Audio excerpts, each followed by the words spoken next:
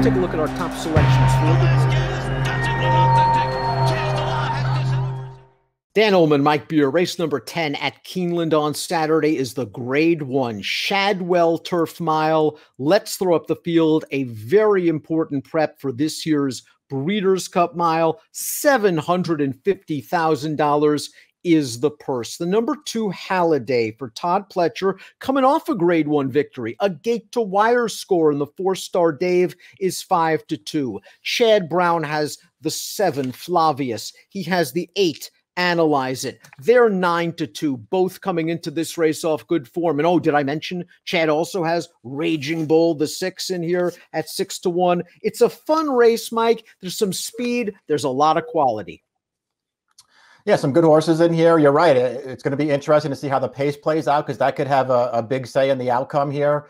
Halliday, the morning line favorite, in very good form, clearly improved as a 4-year-old, but does he need the lead to win?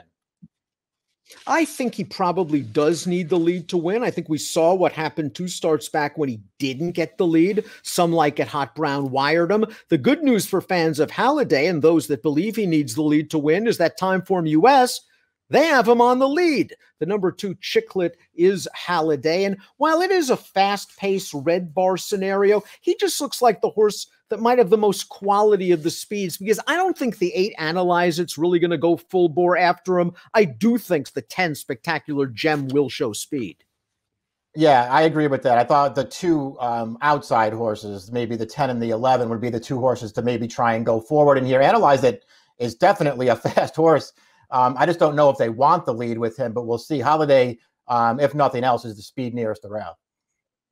Interesting price source down towards the inside. The number 1 Casa Creed was a graded stakes winner at Saratoga as a 3-year-old, and he finally put it all together last time out when finishing behind Halliday. Let's watch that race. We have Halliday's 4-star Dave queued up. Casa Creed is also in that race. Halliday was able to make the lead. He backed down the fractions, and we're going to see Casa Creed come with a decent run. He's in the sort of turquoise silks on the outside. It was tough to make up ground in this race the way it was running. Casa Creed was running at the end. He might be reaching peak maturity at the age of 4.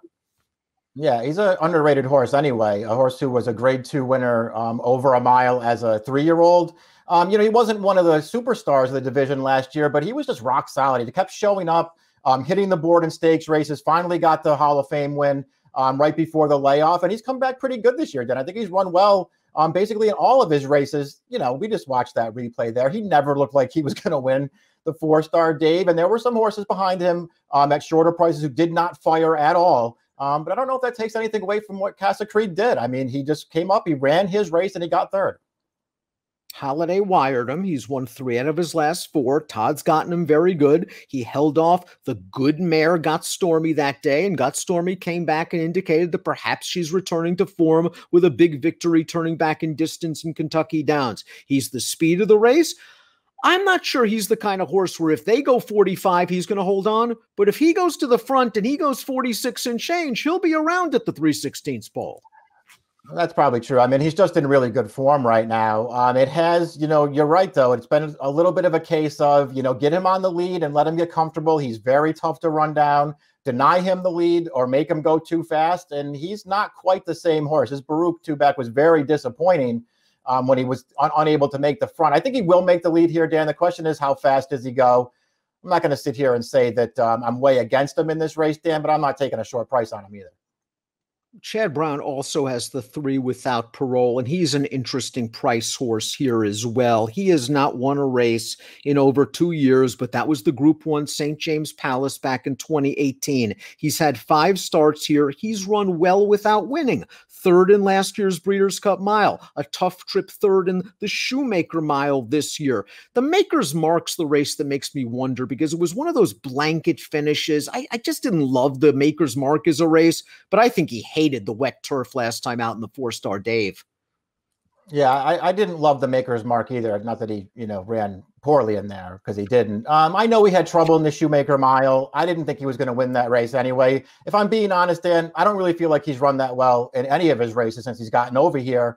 We'll see what he does. He's probably going to be a fair price in here. So, I'm not going to sit here and try and talk anyone off him. I just don't really like the races he's run dated back to last November. Bowie's Hero got a really nice trip and ride to win this very race last year, and it looks like they're running him back into shape. Maybe this has been the goal all along for a very good trainer in Phil D'Amato. This is only his fourth start of 2020, and they're turning him back to a distance he likes. They've run him at 1.1 miles in his last two, one against United, who's arguably the best turf horse in the country, and then last time out in the Turf Classic, where I thought all in all he had a good trip. I was disappointed with the way he ran, but he was also chasing a pretty fast pace. I like him cutting back to 1 mile at a price in a race with pace. Yeah, me too. I don't think he wants any part of 9 furlongs. I know he won the Eddie Reed at that distance either last year or the year before. I'm not sure which one it was. But other than that, I don't really feel like he's a 9 furlong horse. I think he's a mile horse. You are 100% correct that when he won this race last year, he got a great trip and ride from Flavius Pratt, and it probably made the difference.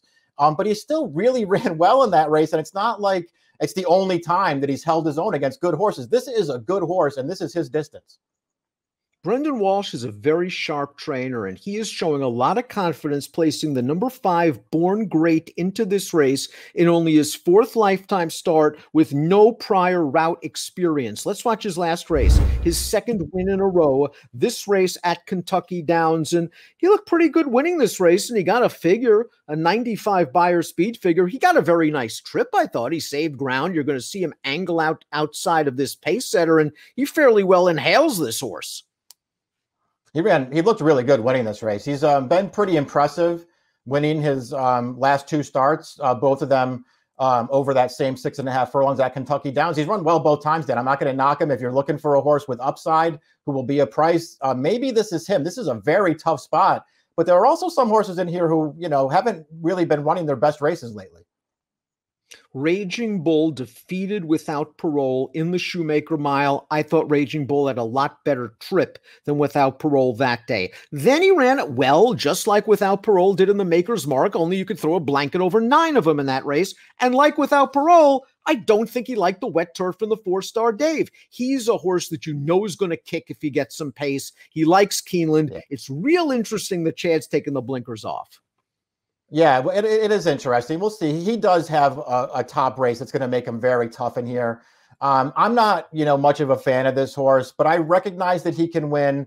I just want to see what kind of price he goes off at. Dan, they tend to bet this horse. It seems like most people like him a lot more than I do. I wouldn't take a short price on him.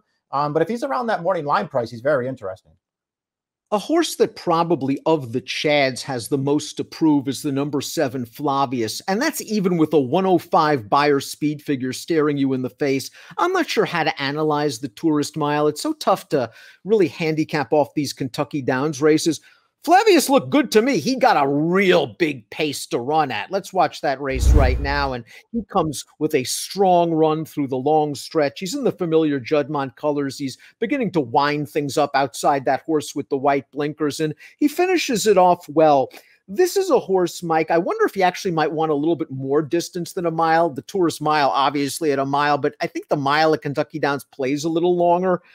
This is a horse that's always had potential. He's been sidelined by various injuries. He's run well against good horses some days. He needs to put it all together again, but I think he is trending the right way, and I have a feeling we might not have seen his best yet.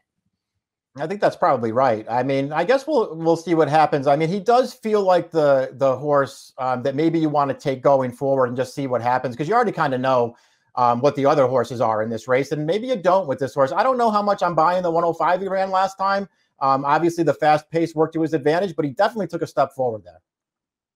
To be fair, I wonder if Analyze It, we don't know what he is either, because he was always a good 3-year-old. It seemed like there were times when Analyze It would never get to the winner's circle. He'd find a way to lose races that on paper he really shouldn't lose, and then he ran a really good 3rd in the Breeders' Cup Mile, and he disappeared. And we thought we'd never see Analyze It again. And lo and behold, not only did we see Analyze It again, we saw a good Analyze It, an Analyze It that finishes off races. Let's watch this grade 3 Red Bank off almost a 2-year layoff. He's odds on. He's supposed to beat this field, but I like the way he surges in between horses. There's no hanging him here. He puts this field away. Yeah, that wasn't a strong field, Dan, and he's had a perfect trip, but he looked good winning off of such a long layoff. He really didn't show any rust at all, and he was just such a good 3-year-old. that it's really it's nice to see him back and showing that he can still run, because I really feel like he's probably the most talented horse in this race. So we'll see what happens here. Chad has, I don't know, 7 or 8 horses in here. This is the only one that I want.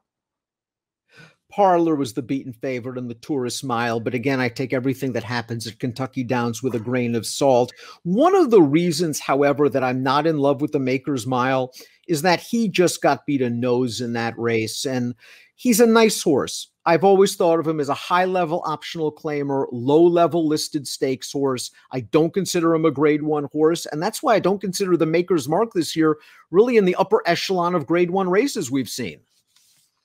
Yeah, that's an interesting point. I can see looking at the race that way. I actually felt like he ran a really good race in the Maker's Mark Mile. And it just got nailed on the way, but I thought he ran well that day. And I really felt like his races prior to that, both 3 and 4 back, I thought he ran really well on those races too. So I just feel like he's in really good form right now. I don't care about the Kentucky Downs race. I don't care what happens at that track. And it's the typical Maker horse that's claimed and has gotten good, and we know he does like the Keeneland surface. And he's got enough tactical speed. He can play however this pace works out. Spectacular Gem Ivar, probably going to be close to the pace. Spectacular Gem was close to a very fast pace in the Turf Classic last time out and paid the price. He really handled the soft going 2 starts back when he beat an old campaigner, Mr. Misunderstood, who's not at this level. And that's how I kind of feel about Spectacular Gem. I think he's not at this level, especially if he's chasing a fast horse like Halliday early. And that was my concern too. I'm not sure that he's this good. And if he is going to be this good and he's going to beat a field like this, he's going to do it when he can get his trip on the lead. I don't know if he can get that in here. Can't knock the figs that Ivar's earned in his last 2 races. He popped a 100 buyer, first time blinkers at Churchill Downs. Then he ran a 102 and beaten by Flavius. And he was part of that quick looking pace in that race. Interesting that they take the blinkers off. It looked like the blinkers really woke this horse up. Yeah, exactly. We'll see what that's all about here. He's got a tough post for a horse who wants to be on the lead with speed to his inside. Wide open race, the Shadwell Turf Mile. Any one of 6 or 7 could win, and I wouldn't be surprised. Let's take a look at our top selections for this key Breeders' Cup Mile prep. You're going with Bowie's Hero, 2 Shadwells in a row. Yeah, I just wanted a price horse, as you mentioned. I feel like it's wide open enough to not take a short price on anybody, so I want him. I think he will be a price. And again, of the Chad horses, I only want Analyze It. I want to give Flavius a little bit of a chance. I'm going to be using Analyze It. To me, as you mentioned, Flavius might be the horse with the most upside of the Chad horses. I'm not sure I believe that big fig, but I did like the way he finished that race off. I think he'll be running late in a race full of pace. 4.892 for Mike, 7.1128 for me. We'll try to get some prices home in the Grade 1 Shadwell Turf Mile with an approximate post of 5:57 Eastern. Good luck.